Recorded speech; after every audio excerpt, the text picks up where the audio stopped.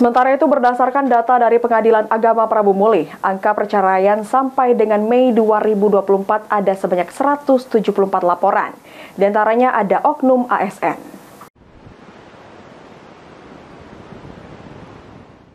Menurut Kepala Pengadilan Agama Kota Prabu Muli, Lukmin mengatakan, untuk kalangan masyarakat umum sampai saat ini Pengadilan Agama Kota Prabu Muli menerima ada 174 laporan perceraian sampai bulan Mei tahun ini. Di antaranya adalah oknum ASN. Dibanding dengan tahun 2023 kemarin, ada sebanyak 460 laporan perceraian yang ada di Pengadilan Agama Kota Prabu Muli. Untuk permohonan perceraian sendiri ada beberapa faktor seperti masalah ekonomi, KDRT, selingkuh, dan alasan yang lainnya. Dengan angka perceraian PNS di Kota Prabu Muli, pada prinsipnya kan dikatakan ya agak enggak ada lah kalau sekedar 1-2 itu. Nah cuman ada, tapi untuk memastikan berapa jumlahnya itu, berapa ininya saya belum bisa memastikan karena saya belum cek datanya.